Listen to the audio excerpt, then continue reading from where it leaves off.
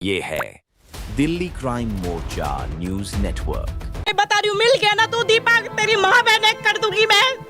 बल्कि मैं मत लियो गिन्नी के घर वालों को। तेरे को बोल रही हूँ, तेरी जटानी वो मटल लो, फट जाए कहीं रोड पे एक्सीडेंट हो जाए उसका कमीनी का। बता रही हूँ मैं, मेरी बहन है, बहने मार दिया सुसरी तुमने, चक्कर हो। गलत करके लड़कियां जो नहीं बताती अपने परिवार वालों को बताना चाहिए। इतना सारा भरपूर परिवार है, साले की जात अच्छी कर देते। लड़कियां छुपाती रहेंगी, नहीं है मेरे घर वाले एंड में फांसी ले लेते हैं, मार देते हैं हमारी बहन बेटियों को। आखिरकार कब तक इसी प्रकार हमारी बेटियां शिकार होती रहेंगी? आप समझिए, एक एसी के लिए उस बेटी की जान ले ली गई, एक छोटे से बुलेट बाइक के लिए उस बेटी की जान ले ली गई। क्या उस बेटी की कीमत यही थी?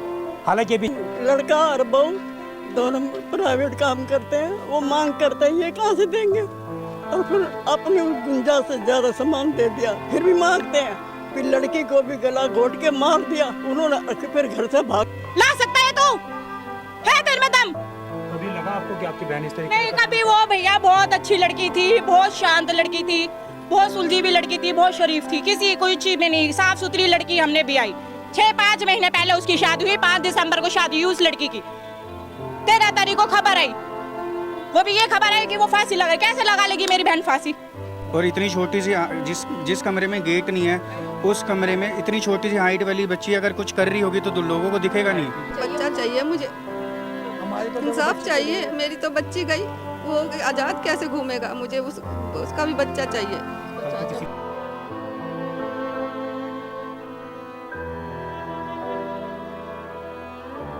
लड़की के गले पे नील का निशान था और उसके दोनों गाल सूजे हुए थे और सर का दाहिना हिस्सा, उल्टे हाथ का हिस्सा बाएं हिस्सा सूजन से फूला हुआ था।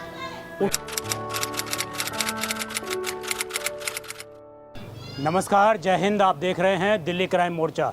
मेरी मौजूदगी इस वक्त राजधानी दिल्ली के निहाल विहार नागलो इलाके में है और बेहद दर्दनाक घटना यहाँ से सामने आ रही है।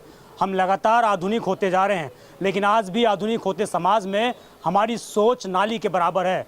मैं ऐसा इसलिए कह रहा हूँ कि आज फिर एक बेटी दहेज के कारण उसकी हत्या कर दी गई, एक बेटी की बलि चढ़ा दी गई। आपको जानकर हैरानी होगी कि उस बेटी की महज 6 महीने पहले धूमधाम से इस परिवार ने शादी की थी, सगाई की थी, और आज 6 महीने बाद इनको खबर मिली है कि उनकी बेटी की आत्महत्या करने का बहाना बनाया गया और ये पता लग रहा है कि उनकी बेटी को मौत के घाट उतार दिया गया है। पुलिस ने मामला भी दर्ज कर लिया है। आरोपी भी इन्हीं के समुदाय का आता है। ये लोग वाल्मीकि समुदाय से जुड़े हुए लोग हैं।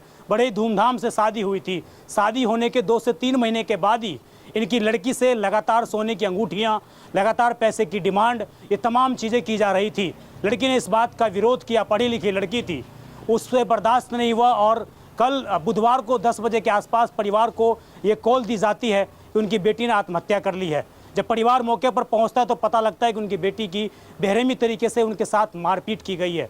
पुलिस ने मामला दर्ज कर लिया है। आइए परिवार के लोगों से बात करते हैं, जानते हैं कि किस तरीके से उन दरिंदों ने एक बेटी को मौत के घाट उतार दिया। मेरे साथ उनकी मां मौजूद हैं और वो इस घर की एक लौती बेटी थी। बड़ी धूमधाम से उन्होंने शादी की थी। आप समझिए, जिसकी मात्र एक लौती बेटी हो उसका क्या हाल होगा जब इस तरह की घटना उन्होंने सुनी हो। क्या नाम है आपका? कुसुम। क्या नाम है आपकी बेटी का? मंशा। मनसा? गिन्नी कहते थे। मनसा दिल्ली? मंशा नाम था, गिन्नी कहते थे ससुराल में भी और यहाँ भी। कितनी उम्र थी इनकी? 22 साल? नहीं, 24 थी। कब शादी हुई है इनकी? लास्ट दिसंबर में, 5 दिसंबर जी, दिसंबर 2025 में। कैसे, क्या पता लगा आपको, कैसे ये घटना हुई है? हमें तो कल ही पता चला डायरेक्ट। क्या कॉल आया आपको? बेटे के पास आया था फोन, ये मेरा बेटा, इसके पास फोन आया था कि तुम्हारी बेटी ने सुसाइड कर ली है, आकर देखो। तो बेटे ने मेरे पास करा था फोन, अपने पापा के पास जी। तो हम सारे पहुंचे, पर बेटी नहीं थी वहाँ, बेटी हॉस्पिटल में थी। सुसाइड का बता रहे थे कि सुसाइड कर ली उसने, घर पे कोई नहीं मिला जी। उस घर पे कोई नहीं था उस टाइम पे? खाने थी बेटी की और एक छोटी ननद थी। बाकी जो जितने आदमी थे वो सारे भाग गए थे? सब भाग गए थे, यूँ कह रहे ड्यूटी गए जी। कोई नहीं मिला हमें। किस तरीके से कॉल आती थी आपकी बेटी की? किस तरीके से दहेज के लिए पड़ताल करते थे? आती थी यहाँ पर, फोन पे भी बताती थी। तब एसी की भी डिमांड हुई, अंगूठियों की शुरुआत में जब शादी हुई, जब डिमांड हुई कि ये अंगूठी नहीं मिली, ये इसकी अंगूठी नहीं मिली, बाइक की डिमांड हुई। अपने स्वर्गीय पिताजी के नाम की भी सोने की अंगूठी मांग रहे थे, जो कि भी दुनिया में जिंदा भी नहीं थे। और जो जेठ था, जो कि चचेरा भाई था लड़के का, वो भी अपने सोने की अंगूठी, सोने की चैन, ये सब मांग रहे थे। और बुलेट बाइक, गाड़ी, ये सब चीज़ों की डिमांड चल रही थी, हमें ये सब नहीं मिल रहा। और लास्ट कुछ 2 महीनों से वो बहुत परेशान चलते, उसकी तबीयत भी ख़राब थी और उसका ठीक से इलाज भी नहीं करा रहे थे। एक बार तो हम उसे घर से लेकर आए थे, यहाँ पे हमने दवाई वगैरह करवाई उसकी। आपको कब पता लगा कि आपकी बहन के साथ इस तरीके से मारपीट की जा रही है? बहन ने कभी ऐसा सीधे तो नहीं बताया, लेकिन थोड़े करीब 1.5-2 महीने से वो काफ़ी परेशान थी, बहुत ज़्यादा तबीयत ख़राब थी, घर में खड़ी खड़ी गिर जाती थी चक्कर खा के, ठीक है। और उसके कभी चेहरे पे स्वेलिंग, लालपन, हाथ पे निशान, तो ठीक से कभी बताते नहीं, लेकिन हाव भाव देख के, हम चेहरा देख करके पता लगता था, उससे पूछते थे। अब वो पता नहीं उन लोगों ने किस तरह से डरा रखा था, वो घबराहट की वजह से बता नहीं पाती थी लड़की को ठीक से। लेकिन उसकी कंडीशन बहुत ज़्यादा नाजुक थी काफ़ी टाइम से, उसके साथ कुछ अच्छा सलूक नहीं हो रहा था। और लगातार उसको बोला जा रहा था कि भाई गाड़ी नहीं मिली, ना सोने चांदी की चीज़ें, ये नहीं मिला हमें, वो नहीं मिला। काफ़ी डिमांड कर रहे थे काफ़ी चीज़ों को लेकर। इवन एक छोटा सा एसी तक की भी डिमांड कर रहे थे कि एसी भी तुम्हारे माँ बाप ही लगाएंगे। वो लड़का ऐसा क्या काम करता है कि वो कंगला है बिल्कुल? क्या काम करता है? भगवान जाने, कहते थे यहाँ पे सरकारी और रेलवे का सरकारी हॉस्पिटल है, उसमें वो वर्किंग है, फार्मेसी वगैरह में बता रखा था। अब वो पता नहीं कैसा काम कर रहा था, कैसा नहीं, उसके पास इनकम ही नहीं थी, कुछ नहीं था। 2 महीने से तो वो यूँ कह रहा था कि हमारे पास पैसा, सैलरी नहीं मिल रही, मेरे को सैलरी नहीं मिल रही। तो ये अब वो उल्टी हमसे ही घूम फिर के हमसे डिमांड हो रही थी सारी चीज़ों की, हर चीज़ के लिए फ़ोन आपके पास आता के लिए, था? हर चीज़ के लिए।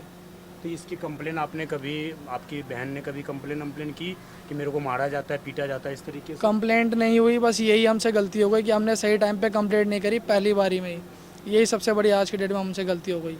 अगर शायद उस टाइम पे हमें, जब पहला मौका ऐसा हुआ था, जब बात सुनने में आई थी, अगर तभी हमने कंप्लेंट कर दी थी होती, शायद हमारी बहन जिंदा होती आज। कितने बजे आपके पास फ़ोन आया कि आपकी बहन ने इस तरीके से? करीब 10 बजे के आसपास फ़ोन आया था, उसकी जेठानी ने करा था कि भाई ऐसे से फांसी लगा ली है तुम्हारी बहन ने। आपको जब आप गए तो किस तरीके से आपकी बहन का शव देखा आपने, किस स्थिति में देखा आपने? शव हमने हॉस्पिटल में ही देखा था।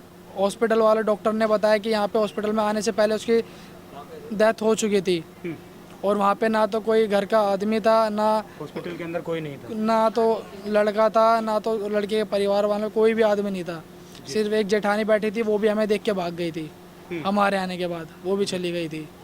और लड़की के गले पे नील का निशान था, और उसके दोनों गाल सूजे हुए थे, और सर का दाहिना हिस्सा, उल्टे हाथ का हिस्सा, बाएं हिस्सा सूजन से फूला हुआ था, उठा हुआ था। साथ मारपीट की गई है? पूरे हमें यही आसार है, उसका आत्महत्या कहीं से नहीं लगा, हमें पूरे आसार है उसका मर्डर हुआ है। और आपको लग रहा है कि आपकी बहन आत्महत्या नहीं कर सकती? नहीं कर सकती, वो बहुत, कह सकते हैं, छुई मुई बच्ची थी, बहुत समझदार भी थी, और उसके मन में भी ऐसे कभी विचार नहीं आते थे कि वो इस तरह का कदम उठाए। करना तो बहुत दूर की बात है। और जिस तरीके से हमें बताया गया है, पुलिस भी वहाँ पे मौजूद थी मौका वारदात पे, तो उनकी जो घर की छत है वो करीब 7-8 फीट तक की उसकी हाइट है, और लड़की की जो हाइट है वो करीब 4.5-5 फीट की हाइट थी, और जो पंखा था वो सीलिंग के बीच में था, और जो बेड था वो कॉर्नर में है। तो अगर बेड पे भी कोई इंसान अगर चढ़ के हाथ पहुँचाना चाहे उस हाइट का, तो नहीं पहुँचा सकता, और उस कमरे में कोई नहीं था, ऐसा हमें बताया गया है। तो अकेले वो लड़की ये काम नहीं कर सकती है। दरवाजा तक नहीं था उसके रूम का, रूम में तो किसी को दरवाजा नहीं है। हाँ, तो फिर भी कैसे, मतलब ये कहते हैं आत्महत्या कर ली, क्या किसी को पता नहीं चला? जी, कुछ तो आवाज देवरानी भी है, सब है, ननंद है, जेठानी है, सभी लोग हैं, तो उसके बावजूद ये कह रहे ये हैं क्या कि आत्महत्या करी। जी। और क्या नाम है? मैं इसकी मामी हूँ, जो लड़की थी, और बाकी हॉस्पिटल में उसकी जिठानी लेके गई थी, और 3 जने मतलब लेके गए कि इसने ऐसे ऐसे कर लिया। और अगर उसने देखा है उसको लटके हुए, तो कम से कम ये देखना चाहिए था ना, चिल्लाती, उसकी चीख निकलनी चाहिए थी ना, जो उसको उतार रही है, मतलब बिना चीख के उसको चुपचाप काट कूट के कपड़ा और ले गई, और फिर कॉल कर रही है इसके भाई के पास। तो हम क्या, भी बाद में कॉल की है उन्होंने? सब कुछ, किसी को भी इन्फॉर्मेशन नहीं दी, और मतलब इसके पास, भाई के पास फ़ोन करा है कि ऐसे ऐसे बात हो गई है और मैं लेके आई हूँ। और मतलब चिल्लाती, रोती, गली के लोगों को बुलाती, मतलब ऐसा हादसा हुआ है, लटकी हुई है और उसे फांसी के कपड़ा काट के और लेके जा रही है तू शांत तरीके से। तो ये बताओ इसमें हम मतलब क्या समझ सकते हैं? उसने अपने आप करी है या वो उन्होंने की है? जी। तो आप कह रहे हैं आपकी बेटी को, फूल सी बच्ची को मारा गया है? हाँ बिल्कुल, बेदर्दी से। और हमें ना इंसाफ चाहिए, वो लड़का चाहिए जिसने उसका मर्डर करा है। अभी तक पकड़ा गया है वो? ऐसा पुलिस वालों ने हमें बताया कि उन्होंने कस्टडी में ले लिया है, लेकिन हमारे आमना सामना नहीं हुआ है अभी तक भी। किसी का मामला लिखा गया है क्या बताइए? हमने तो यही सब चीज़ें बताई है कि दहेज का है, दहेज के लिए छोटी छोटी चीज़, बड़ी से बड़ी चीज़, हर चीज़ के लिए परेशान कर रहे थे। उसे ताने मारे जाते थे, उसे उल्टा सीधा गाली गलौज किया जाता था, परेशान किया जाता था हर दिन। हमने सारी चीज़ लिखवाई है ये स्टेटमेंट में। माँ जी, किस तरह की कार्रवाई चाहती हैं आप? बच्चे के बदले बच्चा चाहिए मुझे, हमारी तो इंसाफ चाहिए। मेरी तो बच्ची गई, वो आज़ाद कैसे घूमेगा? मुझे उसका भी बच्चा चाहिए। कल को किसी और का शिकार बनाएगा वो। किसी और लड़की का करेगा ऐसे साथ? नहीं, मुझे बच्चे के बदले बच्चा चाहिए। कहते क्या बोल रहे हैं घर वाले आके? उनके घर वाले आगे कहते हैं, उनके फूफा जी आगे कहते हैं जी कोई समझौता कर लो, अब जो हो गया हो गया, ऊपर वाले की मर्जी थी। अरे ऊपर वाले की मर्जी होती तो चलो हम भी मान लेते। जब ये तो मर्डर किया है ना, ये तो लड़की को मारा गया है, तो हम कैसे अपना समझौता कर लें फिर? तो हम तो यही चाहते हैं जो जैसे लड़की के साथ हुआ वैसे उनके लड़के के साथ भी होना चाहिए, उसको भी फांसी पे चढ़ाओ हम किसी और लड़की की तो ताकि जिंदगी खराब ना हो। और मौके वारदात पे सारे आदमियों का गायब होना और सिर्फ औरतों का रहना, ये क्लियरली मेंशन करता है कि ये मर्डर ही है ना। अगर ये मर्डर नहीं होता तो मर्दों को वहाँ पर अवेलेबल रहना चाहिए था ना। अगर इमरजेंसी हुई है या लड़की ने ये कदम उठाया तो मर्द क्यों नहीं थे वहाँ पर? और इतनी छोटी सी जिस कमरे में गेट नहीं है, उस कमरे में इतनी छोटी सी हाइट वाली बच्ची अगर कुछ कर रही होगी तो लोगों को दिखेगा नहीं। 4.5 से 4.5 फीट और इतनी छोटी बच्ची अगर वो फंदा लगा रही होगी तो लोगों को दिखेगा नहीं। अगर इतना भरा पूरा परिवार था तब उन बचाने के लिए कोई आगे क्यों नहीं आया? और फिर जब उन्होंने कॉल करा तब सारे मर्द भी गायब। तो इसका मतलब यही था कि उन्होंने ही सारे करे। और बच्ची के सर पे भी चोट लगना, मुंह में स्वेलिंग आना, ये खुद को तो बच्ची मारेगी ना अपने। अगर वो खुद को उनको फंसाने के लिए खुद को कोई कैसे मारेगा? ये उसी ने ही मारा है। और उन्होंने पुलिस वालों ने उसके पति से भी नहीं मिलवाया। और हम बस प्रशासन से यही चाहते हैं कि उसी पति को सख्त से सख्त सजा मिले, उसको भी फांसी मिले। किस जगह पे आपने शादी की थी अपनी बहन की? समयपुर बादली MCD कॉलोनी। उनके परिवार वालों ने उनके लिए वकील वगैरह करा हुआ था, वो सब कुछ तैयार था। उन लोगों ने पहले से तैयार कर रखा था। हम जैसे उधर पहुंचे थाने में तो वो लोग अपना वकील लेकर आए हुए थे। सारी चीजें पहले से प्लान उनके परिवार वाले पहले से वकील लेकर आए हुए थे। उनको पता था कि ये सब होगा और वो पहले से पहले वकील लेकर आए। और उनका अभी तक हमें ऐसा पता चल रहा है, जानकारी तो सच है झूठा नहीं पता, कि उनके जो अभी तक भाई वगैरह भी है वो भी घर से लापता है, वो अभी तक पकड़े भी नहीं गए हैं। आपको थोड़ी बहुत भी भनक नहीं लगी कि आपकी बहन के साथ ऐसा कुछ किया जा सकता है? बिल्कुल भी भनक नहीं लगी। मंगलवार रात को मेरी मम्मी से वीडियो कॉल पे बात हुई है 1 घंटा लड़की की, और बुधवार की सुबह 10 साढ़े 10 बजे के आसपास हमारे पास फ़ोन आ गया है। मेरे पिताजी के पास, मेरे पास, हमारे पास फ़ोन आ गया है कि भाई ऐसे हो गया है। और हमारी लड़की के दूर दूर तक दिमाग में ऐसा कुछ नहीं था, ना उसकी मेंटालिटी थी इस तरीके की। बहुत समझदार लड़की थी, सुलझी हुई लड़की थी। और इस तरह का कदम वो नहीं उठा सकती है, बिल्कुल नहीं उठा सकती। आप लोग भी महिलाएं हैं, कैसे देखती हैं इस पूरी घटना को? आज भी इतने साल हम लोगों को आज़ाद हुए हो गए और आज भी जो है हम लोग इस तरह की खबरें सुनते हैं। आज फिर एक बेटी जो है शिकार हो गई, कैसे देख? बहन गई है भैया, बहन है, मैं बड़ी बहन हूँ। उन कमीनों ने उसे बहुत मारा है। वो बेचारी बच्ची किसी को नहीं बताती थी। ये लड़कियां गलत करती है जो अपने घर में नहीं बताती। बताना चाहिए। 8 सालों की हिम्मत नहीं होती जो हमारी बहन को मार देते दल्ले। सही बता रही हूँ, मिल गया ना तू दीपा, तेरी माँ बहन एक कर दूंगी मैं। बल्कि मैं मत लियो गिन्नी के घर वालों को। तेरे को बोल रही हूँ, तेरी जटानी वो मटल लो, फट जाए कहीं रोड पे एक्सीडेंट हो जाए उसका कमीनी का। बता रही हूँ मैं, मेरी बहन है, बहन ने मार दिया। सुसरी तुमने चक्कर होगा उसका, उससे तभी मार दिया हमारी बहन। होगा देवर भाभी में चक्कर। कमीनी हरामजादी, मर जाए पूरा खानदान। बंदरिया सी नंद उसकी, ना धेला कुछ। गलत करती है लड़कियां जो नहीं बताती अपने परिवार वालों को। बताना चाहिए। इतना सारा भरपूर परिवार है, साले की जात ओछी कर देते। लड़कियां छुपाती रहेंगी, नहीं है मेरे घर वाले एंड में फांसी ले लेते हैं, मार देते हमारी बहन बेटियों को, फिर लटका देंगे, कहेंगे मर गई। आए चौदह सुसरे, बहुत मारूंगी दीपक तुझे, बहुत मारूंगी। ध्यान रखियो, तू देख, बहुत मारूंगी। देख करने के लिए बोला क्यों करेंगे समझौता? आजा तू, तुझे मारेंगे हम, तेरी बहन को मारेंगे, तेरी माँ को मारेंगे। ला दे हमारी गिन्नी वापसी, हमें ला सकता है तू? है तेरे में दम?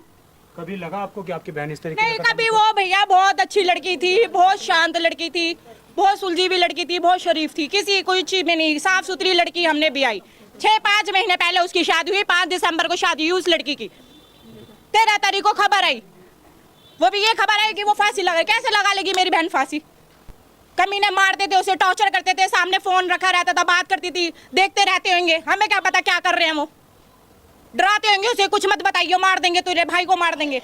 सारे काम धंधे वाले बंदे, भैया बहन तो डरेगी, भैया मेरे भाइयों को कुछ ना कर दे, कमीने हरामजादे मर जाए, मैं तो कहूँ कीड़े पड़े कुत्तों में, सुसरे आए बड़े इंसाफ मांगने वाले। देखिए कि ये बहन का गुस्सा है और आप समझिए किस प्रकार की दादी हूँ।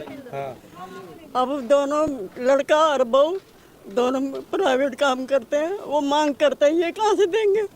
और फिर अपनी गुंजा से ज़्यादा सामान दे दिया, फिर भी मांगते हैं। फिर लड़की को भी गला घोट के मार दिया उन्होंने, फिर घर से भाग गए।